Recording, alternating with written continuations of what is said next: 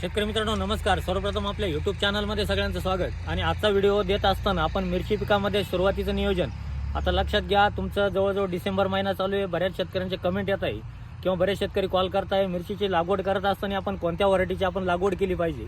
त्यानंतर मिरची लावत असताना आपण सुरुवातीचं कामकाजामध्ये आपण बेसल डोस कशा पद्धतीने दिला पाहिजे, त्याच्यामध्ये आपण कोणता बेसल डोस द्यायचा, त्याच्यानंतर सुरुवातीच्या आळवण्या आपण कशा पद्धतीने करायच्या. तर आपण आज घरच्या प्लॉटमध्ये आपण या ठिकाणी व्हिडिओ देत आहोत. आपण आज साहेबांनी सांगितल्याप्रमाणे स्टारफील्ड कंपनीची आपण याच्यापूर्वी शार्कवन या व्हरायटीची लागवड करत होतो, परंतु आता त्यांनी स्टारफील्ड कंपनीची स्टारजेट या व्हरायटीची आपण या ठिकाणी लागवड केलेली. त्यांच्या आग्रहास्तव आपण या ठिकाणी लागवड केलेली. तर दादा तुमचं एकदा कंपनी प्रतिनिधी म्हणून नावगाव सांगा, मोबाईल नंबर द्या आणि मिरचीविषयी माहिती सांगा थोडं. माझं नाव Narayan Rajaram Patil, area sales manager, Nashik division. Mobile number 84 85 05 87 03. Starfield कंपनीचा आपण नवीन वाण आणलेलं आहे, स्टारजेट. व्हायरस टॉलरंट आहे. यापूर्वी शार्कवन यांनी लावलेली होती. आता नंतर आमच्या आग्रहास्तव स्टारजेट व्हरायटी आता लागवड केलेली आहे. हा हिल व्हरायटी आहे, व्हायरस टॉलरंट आहे, उत्पन्न जास्त देते, लोकाला बळी पडत नाही जास्त.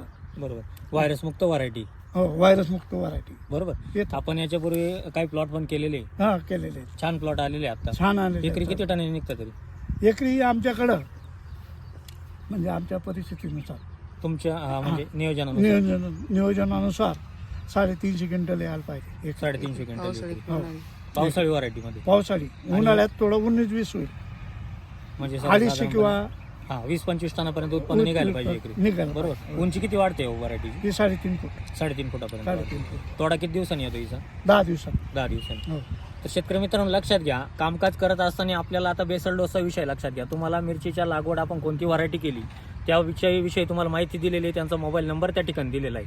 आणि याच्यानंतर ज्या शेतकऱ्यांना लागवडी करायच्या असतील त्यांनी नक्की त्यांच्याकडून तुम्ही कंपनीच्या त्यांच्या नंबरवरती कॉल करून तुम्ही नक्कीच माहिती त्या ठिकाणी घेऊ शकता. आता आपल्याला या ठिकाणी बेसल डोस, आता आपण लागवड केली, सुरुवातीला बेसल डोस टाकत असताना आता लक्षात घ्या, सुरुवातीच्या बेसल डोसमध्ये आपण बेडचं अंतर आपण किती ठेवायला पाहिजे. तर सर्वसाधारणपणे तुम्हाला 5 बाय 1.5चं अंतर आपल्याला मिरची लागवडीसाठी पाहिजे. आता लक्षात घ्या, 2 बेडचं अंतर 5 फुटाचं असायला पाहिजे आणि 2 झाडांमधलं अंतर साधारणतः 1.5 फुटाचं या महिन्यामध्ये आपण लागवड करत असताना असायला पाहिजे. आता लागवड करण्यापूर्वी आपण बेसल डोस टाकतोय. बेसल डोस टाकत असताना आपल्याला जमिनीवाईज थोडं नियोजन त्या ठिकाणी करायचं. त्याच्यामध्ये तुम्हाला सर्वसाधारणपणे निंबोळी पेंट एकरी 200 ते 250 किलोपर्यंत निंबोळी पेंट त्या ठिकाणी घ्यायचे. आता निंबोळी पेंट घेत असताना आपल्याला त्या ठिकाणी परत NPKचा आपल्याला त्या ठिकाणी वापर करायचा. NPKचा वापर करत असताना आपण त्या ठिकाणी 10-26-26 लक्षात घ्या, 10-26-26 तुम्हाला त्या ठिकाणी एकरी 50 किलो त्या ठिकाणी घ्यायचं आहे. सिंगल सुपर फॉस्फेट त्या ठिकाणी आपल्याला 100 किलो त्या ठिकाणी घ्यायचं आहे. त्यानंतर आपण दाणेदार सल्फर जे आपण म्हणतो की बेनसल्फ आपल्याला त्या ठिकाणी एकरी 20 ते 25 किलोपर्यंत आपल्याला त्या ठिकाणी देऊन घ्यायचे. हा बेसल डोस आपल्याला व्यवस्थित मिक्सिंग करून झाडाच्या मुळीच्या ठिकाणी आपल्याला जाईल अशा पद्धतीने बोरामध्ये मिक्स करायचं आहे. लक्षात घ्या, या पद्धतीने तुम्ही बेसल डोस जर देऊन घेतला तर आपल्याला कुठलीही अडचण त्या ठिकाणी येणार नाही. त्यानंतर बेसल डोस दिल्याच्या नंतर आपण पेपर मल्चिंग करतो. मल्चिंग केल्यानंतर लागवड करतो. आता लागवड करताना सुद्धा आपण काळजी घेणं गरजेची की आपण लागवड केल्यानंतर आपल्याला कुठलीही मूळ आपल्याला खाली जमिनीमध्ये त्याचावाला जे आपण म्हणतो की लागवड करताना तिचं मूळ वाकायला नको, म्हणजे लागवड करत असताना अतिशय व्यवस्थित पद्धतीने त्याची लागवड झाली पाहिजे. आता व्हायरसला आपल्याला खालच्या मुळीला जो आपण म्हणतो की रिंग पडणं, ते रिंग जर आपल्या मुळाला पडली नाही तर व्हायरसचा कुठलाही प्रादुर्भाव त्या ठिकाणी होत नाही. त्यानंतर आपल्याला ड्रिंचिंग आळवणी जी करतो आपण, तर सर्वसाधारणपणे 3ऱ्या दिवशी आपल्याला पहिली आळवणी त्या ठिकाणी घ्यायची. तर लागवडीनंतर पहिली आळवणी घेत असताना पहिल्या आळवणीमध्ये तुम्हाला याच्यापूर्वीच्या व्हिडिओमध्ये मी तुम्हाला सांगितलेलं होतं, परत एकदा सांगतो.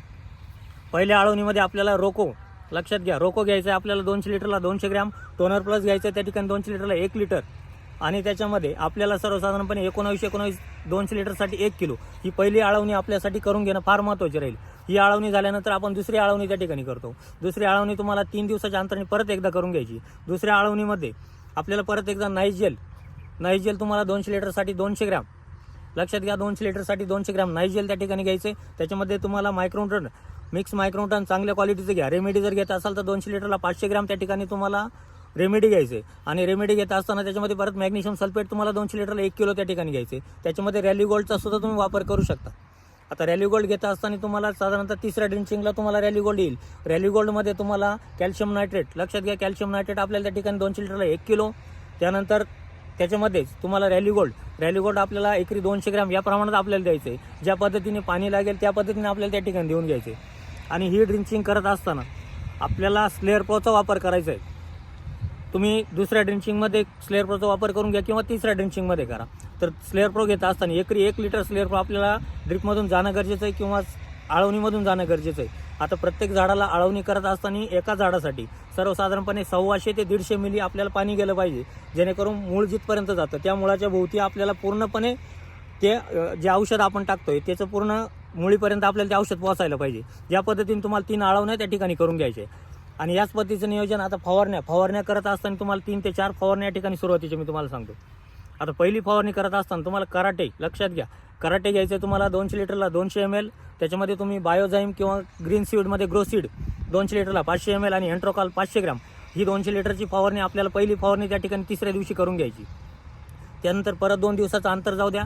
परत तुम्हाला त्या ठिकाणी कॉम्बिएफ घ्यायचं 200 लिटरला 100 ग्रॅम, सिलिकॉन 200 लिटरला 500 ग्रॅम किंवा कोजेनचा वापर करा. कोजेन जर घेतलं तर अतिशय सुंदर रिझल्ट त्या ठिकाणी येतील. कोजेन तुम्हाला 200 लिटरला 500 ग्रॅम आणि त्याच्यामध्ये Z78चा आपल्याला वापर करून घ्यायचा आहे. Z78 500 ग्रॅम ही दुसरी फवारणी आपल्यासाठी महत्त्वाची राहील.